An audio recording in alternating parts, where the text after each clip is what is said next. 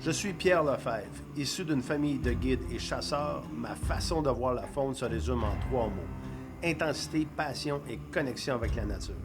À chaque fois, je vais aller au bout de moi-même et me pousser à la limite comme si ma vie en dépendait. Bienvenue dans mon monde, bienvenue dans Long Range Hunter.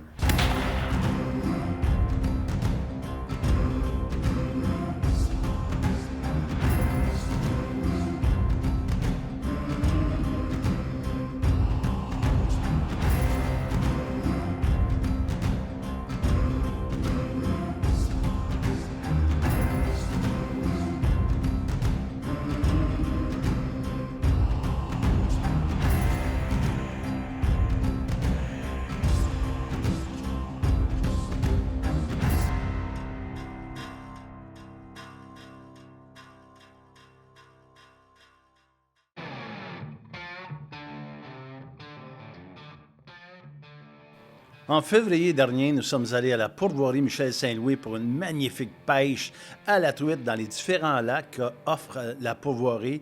On était aussi la chasse aux coyotes et on a fait de l'excursion en raquette et en motoneige.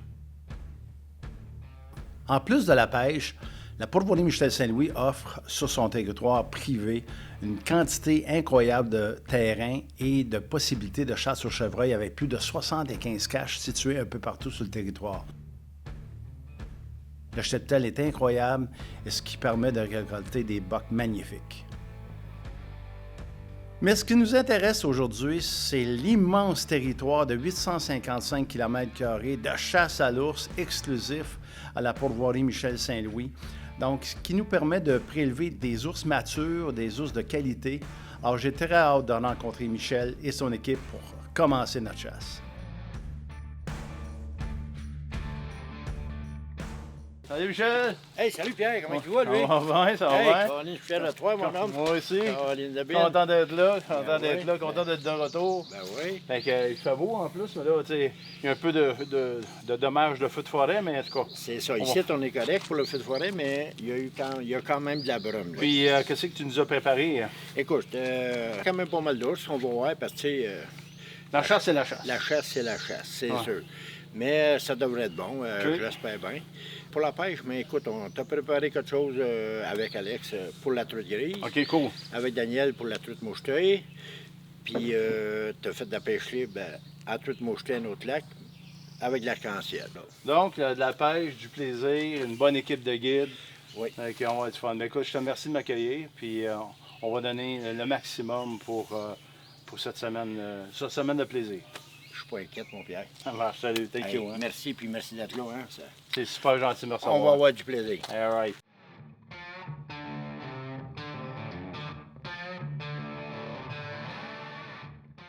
Alors, nous sommes à la pourvoirie Michel Saint-Louis. Il fait, écoute, c'est un temps superbe, il fait beau. Je suis accompagné de 2 amis, donc Alexandre et Yannick, pour vivre cette expérience de chasse-là. Alexandre, c'est sa première chasse. Oui. Fait qu'on va vivre ça ensemble. Première expérience. Ben, tu étais à la bonne place. Écoute, chez Michel Saint-Louis, il y a 855 km carrés de terrain dans le parc Papineau-Labelle. Vous avez dit qu'il y en a des beaux? Ah, il semble qu'il y en a dans les 300 et plus. Ah, d'accord. Ça, comme j'ai dit, la première chose qu'il faut faire, c'est prendre contact avec la nature, l'animal, le prendre comme un bonus et puis prendre le temps. Et puis, on est ici pour se reposer, pour avoir du plaisir. Merci, les gars. On y va? On y va? Go! Let's go! Yes!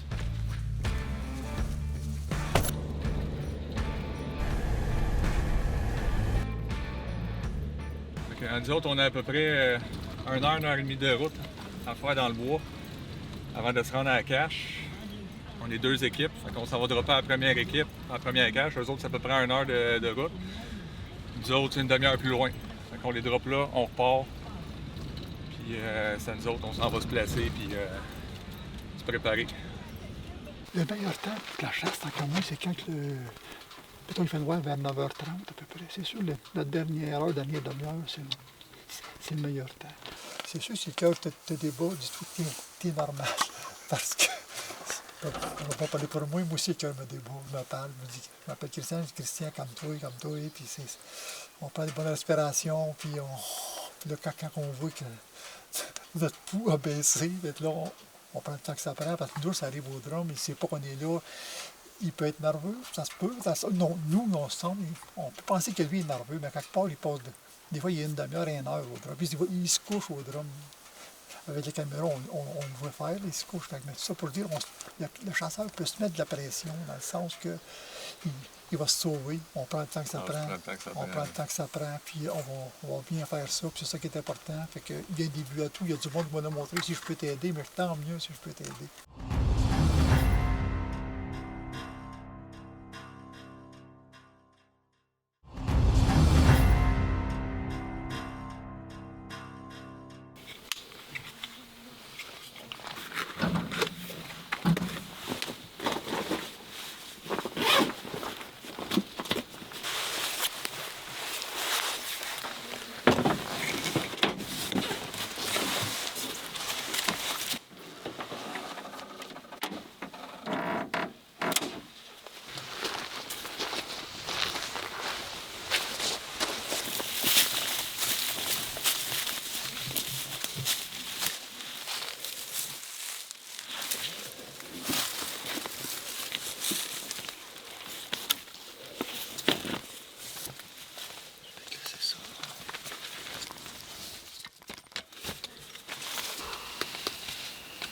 Je sais pas si tu vois juste l'autre bord du drum, tu vois comme c'est noir à terre. Depuis, on tuait la patate frite ou de la graisse de bacon. Puis on mettait du pain aussi là-dedans, tout ça pour dire que veut pas, il marche là-dedans pour aller au drum. Puis quand il s'en retourne en forêt, il amène des odeurs avec les autres ours qui sentent ça, mais veut pas, ça l'amène des ours au drum. C'est ça qu'on veut. On va souhaiter que ça marche. C'est bon. Fait que là, faut attendre.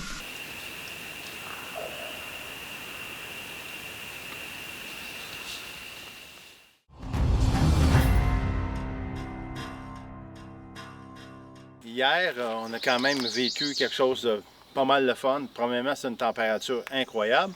On a eu un ours qui s'est présenté à notre bête, à moi et Yannick. Et puis, bon, finalement, on a hésité pas mal. C'était même comique. Exact, il est resté là 10 minutes de temps. On a eu du fun. On n'était pas sûr, mais...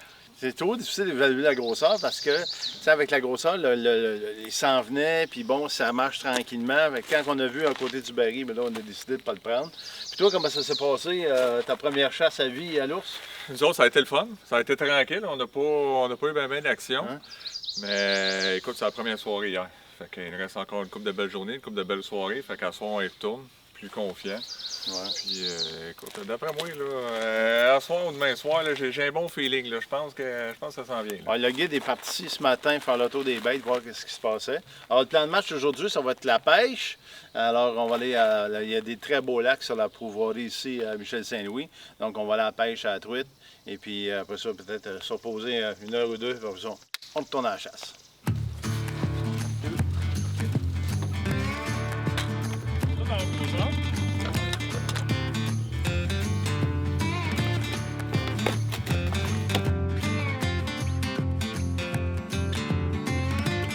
Peut-être pas la perdre.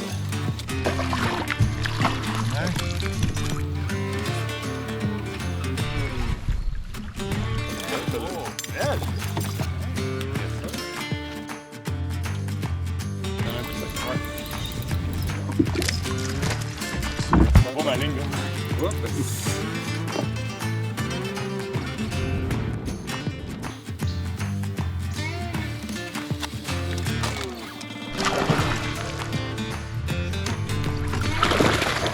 Aïe, aïe, aïe! Le arc-en-ciel! Yes, sir! Yes, sir! C'est une belle, ça.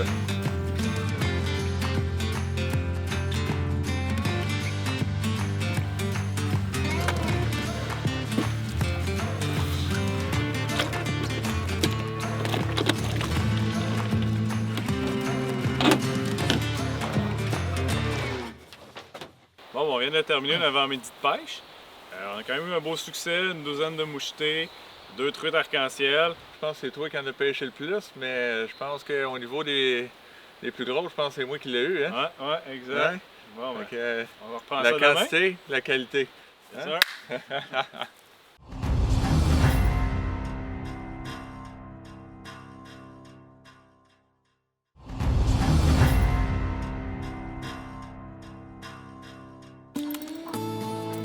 Pour son deuxième soir de chasse, Yannick a décidé de couvrir un autre territoire où, dans les caméras, on a aperçu un très, très beau mort.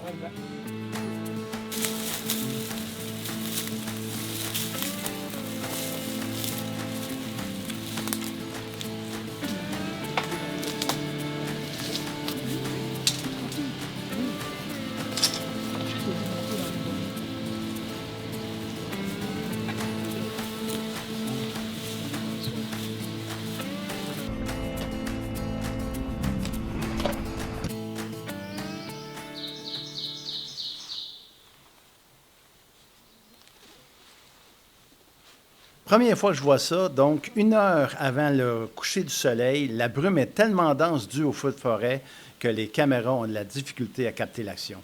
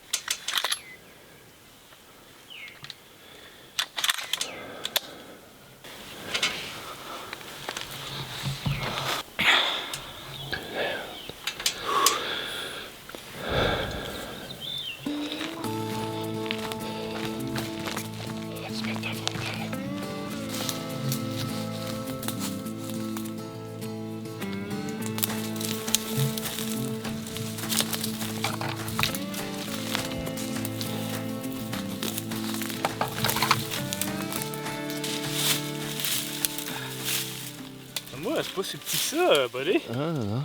On l'a entendu, il est arrivé à notre gauche, il craquait des branches dans le bois. À un moment donné, j'ai pris les jumelles. Un peu plus tard, 15 minutes plus tard, j'ai réalisé qu'il était au baril. On avait de la misère à me voir. Il faisait noir dans le fond. On a attendu peut-être un 20 minutes avant d'être capable d'avoir une shot. On a pris la shot. On trouvait aucun sang. Finalement, Martin, le caméraman, a tombé dessus par hasard. Il a fait quoi, à peu près 30 pieds. Alors peut-être un petit peu plus, mais il était juste ici de l'autre côté. Fait que, bien content, on va sortir ça avant qu'il fasse trop noir.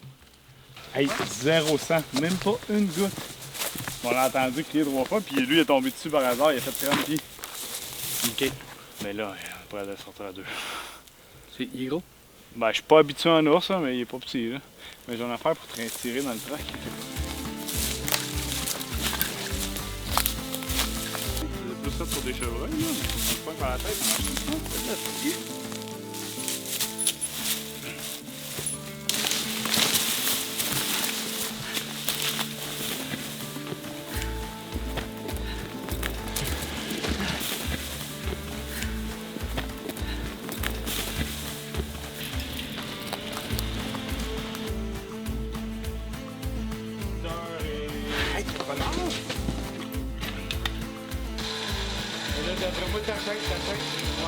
Je vais le marquer.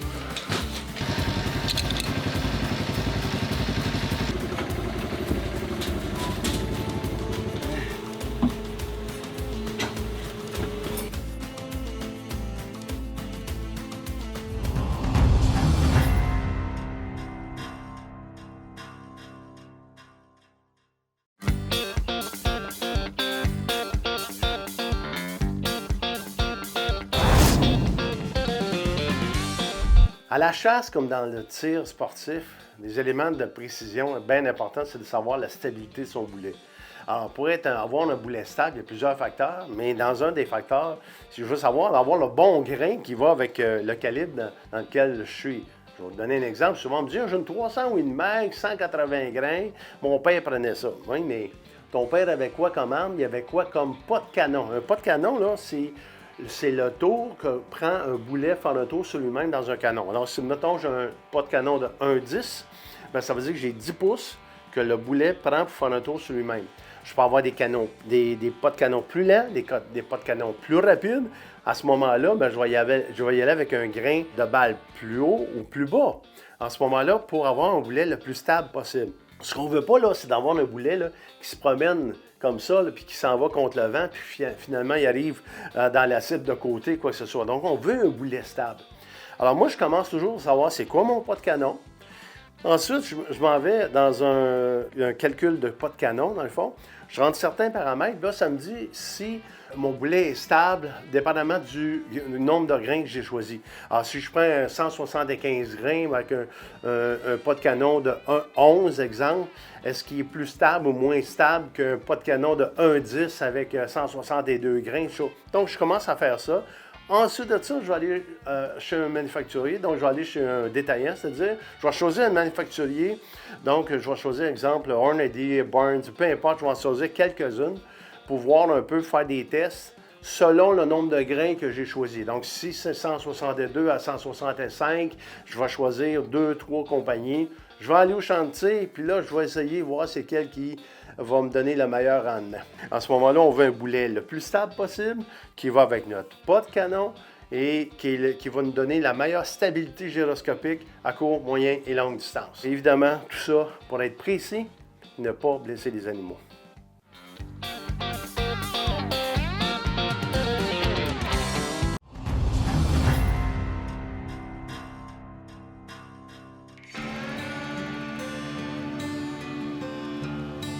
Pour cette avant-dernière matinée, Alex nous guide sur le petit lac du Cef, au lever du soleil parsemé de brumes de feux de forêt pour une pêche à la truite grise.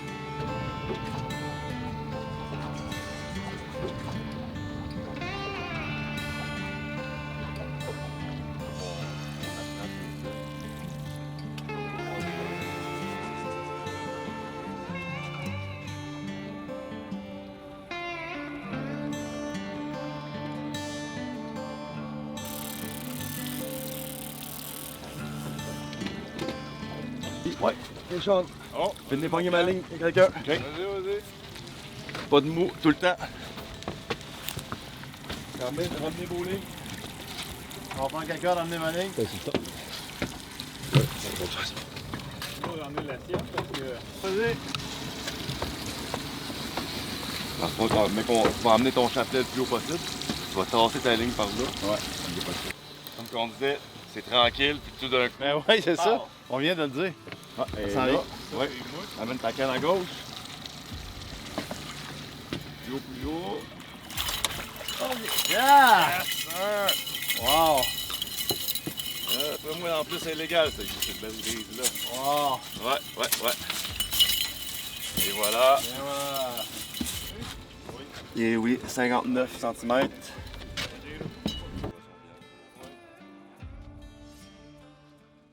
Première belle truite grise au petit lac du Cef, à Pourvoirie, Michel Saint-Louis. Regardez ça. Donc, une truite dans la bonne grandeur, donc légale. On va manger de la bonne truite. Alors, merci à mon guide Alex. On rentre tranquillement au quai pour aller rejoindre mon partenaire Alex pour sa dernière soirée de chasse à l'ours.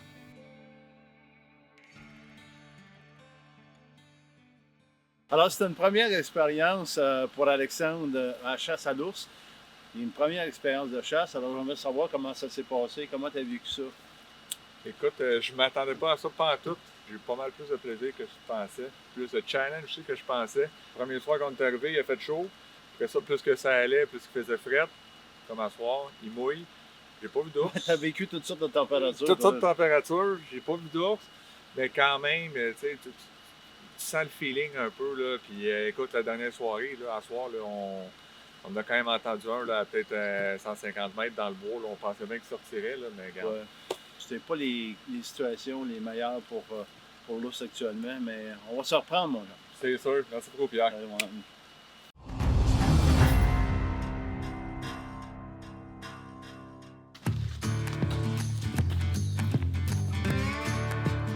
Pour cette dernière avant-midi à la pourvoirie Michel Saint-Louis, Daniel, notre guide, nous emmène à un lac de tête où il faut passer par un bateau, 4 roues, et où on a fait une pêche blanche extraordinaire en février dernier.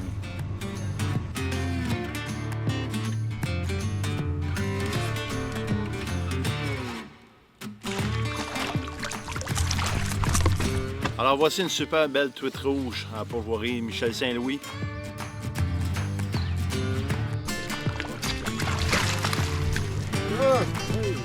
Deuxième truite. On lâche pas. Pourquoi tu donnes des coups de suite des fois? Yeah! Wow! Belle, hein? Voici ce que ça donne, une pêche à la pourvoirie de Michel Saint-Louis. Comment t'as aimé ton expérience ici? Ah, ça a été vraiment le fun. Même le feeling de s'en venir ici, en bateau, en 4 roues, après ça, un beau petit lac comme ça. Comme on le disait tantôt, ça a été long, mais un coup que ça a commencé à mordre, là, Bang, bang, wow, bang. Wow, une après l'autre.